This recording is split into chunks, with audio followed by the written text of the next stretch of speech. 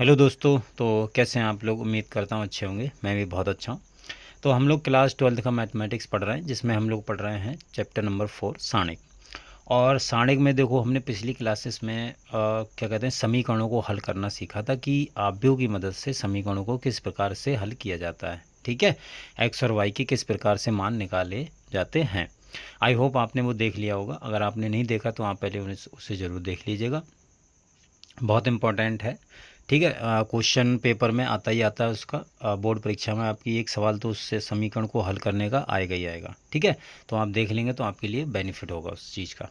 Right, आज हम लोग एक बहुत इंपॉर्टेंट चीज़ पढ़ेंगे, क्रैमर्स रूल के बारे में। क्रैमर के नियम के द्वारा समीकरणों को द्वारा, ये डबल डबल लिख गया, द्वारा रैखिक समीकरणों को हल करना। किस प्रकार से क्रैमर्स के नियम से हम समीकरणों को हल करते हैं। ठीक है, तो देखो इसको, देखो हो सकता है इसका सवाल बोर्ड परीक्षा में अभी देखो जल्दी में तो नहीं आ रहा है, पहले आया हुआ है। पहले तो बहुत आते थे, लेकिन अभी सिलेबस थोड़ा चेंज हुआ, तो हो सकता है ना भी आए सवाल। लेकिन ये बाकी आप जो कंपटीशन के एग्ज़ाम देंगे उसमें ये बहुत हेल्पफुल करता है और हर जगह काम आता है। बहुत बहुत बहुत इंपॉर्टेंट है क्रैमर्स का रूल। ठीक है, आप इसे एक बार अच्छे से समझ लीजिए, आपको बहुत बेनिफिट होगा। ठीक है, देखो क्रैमर्स का रूल क्या बोलता है, इसको समझने के लिए थोड़ा ध्यान दीजिएगा, थोड़ा ध्यान दें। देखो सबसे पहले आपको इसमें थोड़ा समझना पड़ेगा कि दिए गए रैखिक समीकरणों के, अभी मैं इसका एक उदाहरण भी करवाऊंगा, वहाँ से आपको सब कुछ समझ में आ जाएगा। पहले इसको एक बार समझ लीजिए क्या बोल रहा है।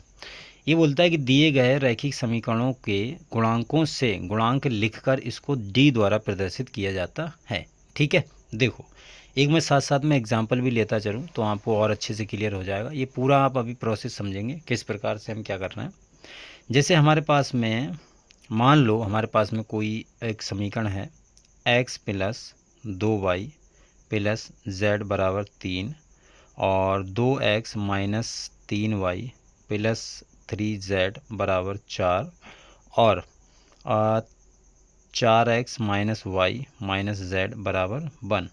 ये हमारे पास में रैखिक समीकरण है।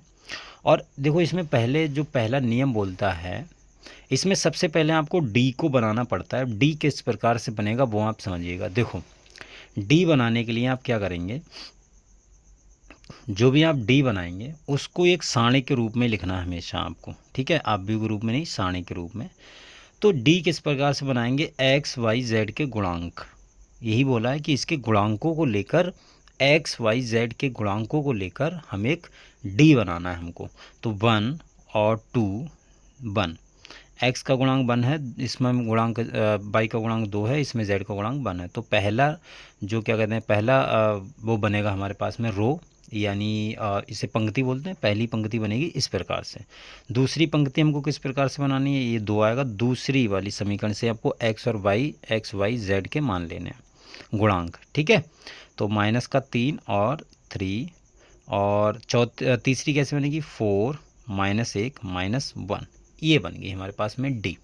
ठीक है, तो पहला पॉइंट यही है, सबसे पहले आपको क्या बनाना है, डी। ठीक है, तो ये पहला पॉइंट होगा क्लियर। आई होप क्लियर हो गया होगा। सेकंड पॉइंट क्या बोलता है, सेकंड पॉइंट ये बोलता है कि गुणांक सारणी के प्रथम स्तंभ के स्थान पर अचर पदों को लिखते हैं, इसे डी एक्स से प्रदर्शित करते हैं। देखो यहाँ पर डी एक्स क्या होता है उसको समझो।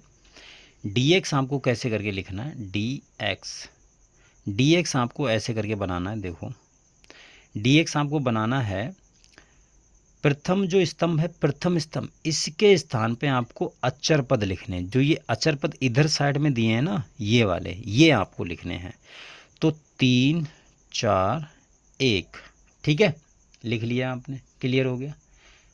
राइट, और बाकी मतलब प्रथम स्तंभ के स्थान पे लिखा है, बाकी दोनों स्तंभों में कोई फर्क नहीं पड़ेगा, ये बात आप ध्यान से समझिएगा। तो ये वैसे के वैसे लिख दो, 2 माइनस 3 और माइनस 1, 1 3 माइनस 1। सिर्फ पहले स्तंभ की जगह पे हमने आपको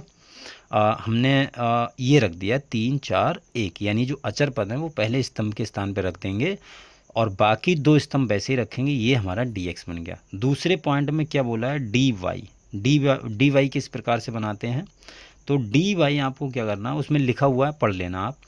डी वाई जो बनाते हैं वो बोलता है कि आप दूसरे स्तंभ के स्थान पे अचर पदों को रख दीजिए, फिर और बाकी 2 स्तंभ वैसे के वैसे ही रखिए। तो देखो पहला स्तंभ वैसा रहेगा 1 2 4, इसी में चेंज करना जो मेन हमारे पास में डी बना है, ठीक है।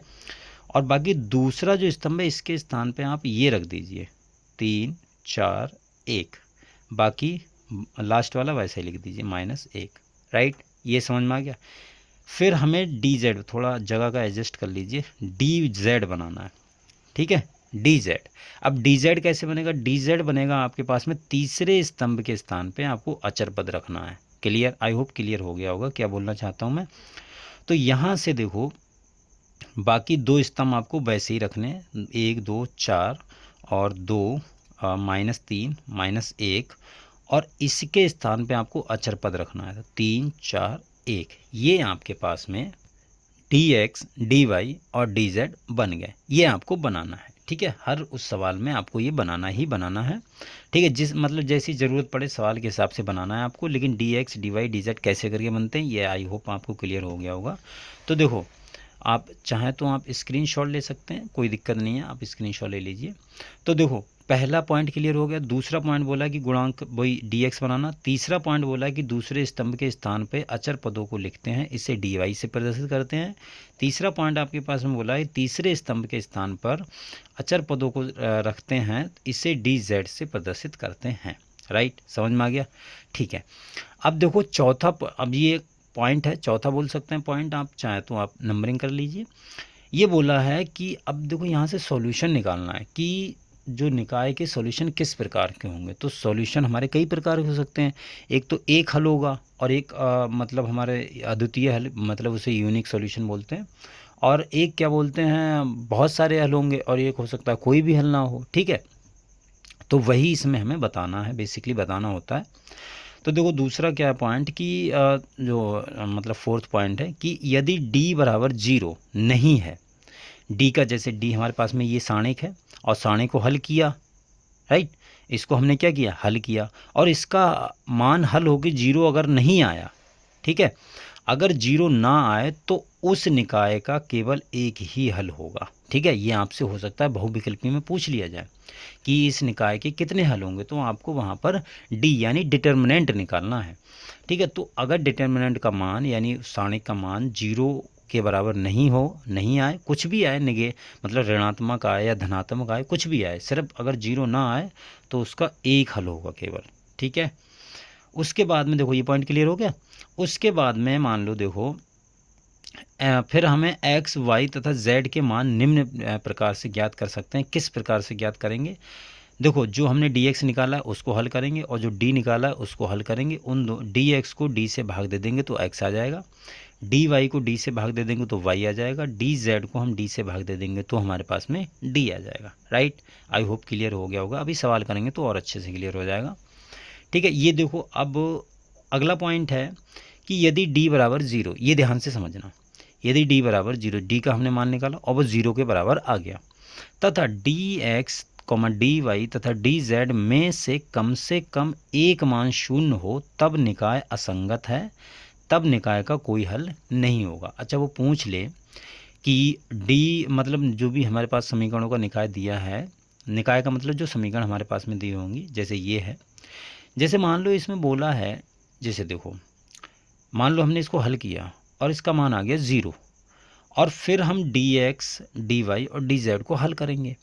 अगर इनमें से किसी भी एक का dx, dy, dz किसी भी एक का मान अगर 0 आ गया, पहले देखो d को निकालो, d का मान अगर 0 आ गया और फिर इनको हल करेंगे, अगर इनमें से किसी भी एक का मान 0 आ गया तो समझ लेना कि निकाय कैसा होगा तुम्हारा, असंगत होगा, यानी इनकंसिस्टेंट होगा। इंग्लिश में से इनकंसिस्टेंट बोलते हैं। तो तुम्हारा निकाय क्या होगा, असंगत होगा, यानी उसका कोई भी हल नहीं होगा, यानी एक्स वाई का कोई भी हम मान नहीं निकाल सकते हैं, ठीक है। ये पॉइंट ध्यान से समझना, ठीक है। और देखो अगला पॉइंट ये है, लास्ट वाला पॉइंट है कि यदि d बराबर 0 तथा dx, dy, dz बराबर 0, यानी तीनों के मान 0 हों, समझ रहे हैं, d का मान निकाला वो भी 0 हो जाए और dx, dy तथा dz तीनों के मान 0 हों, तब समीकरणों के अनंत हल होंगे। और यह भी संभव है कि कोई भी हल ना हो, ठीक है, कोई भी हल ना हो। हमने dx पहले डी निकाला, उसका मान 0 आ गया। फिर हमने क्या निकाला, dx dy dz का मान निकाला और उनके सभी के मान 0 आ गए। अगर सभी के मान 0 आ गए तो उसके बहुत सारे हल होंगे, ठीक है, उसके अनंत हल होंगे। और ये भी हो सकता है कि उसका कोई भी हल ना हो। राइट, समझ में आ गया। तो ये हमारा क्रैमर्स रूल है। आई होप आपको अच्छे से समझ में आ गया होगा। आ भी जाना चाहिए। देखो आप ध्यान से समझ लिए, चाहे तो आप स्क्रीनशॉट ले सकते हैं, आराम से पढ़ सकते हैं, लिख सकते हैं, ठीक है, लिख लेना, नोट्स बना लेना। अगली क्लास में हम लोग इससे एक संबंधित सवाल करेंगे और वहाँ पर हम सीखेंगे कि किस प्रकार से क्रैमर्स के नियम का हम यूज़ करेंगे सवालों में, ठीक है। चलिए फिर आज के लिए इतना रखते हैं, मिलते हैं अगली वीडियो में, तब तक के लिए बाय।